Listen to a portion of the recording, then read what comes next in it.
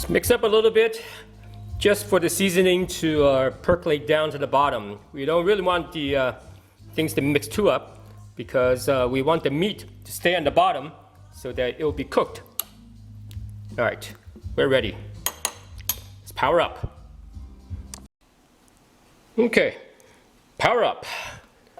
Plug in, cover up, and set this to high. And we will wait about 8 hours and see the results. That's tomorrow morning, okay? Bye. This is about after an hour and a half. Still bubbling along, okay?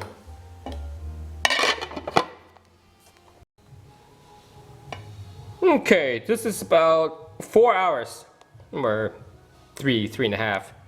So it's bubbling. Slow cooking, bubbling, still on high.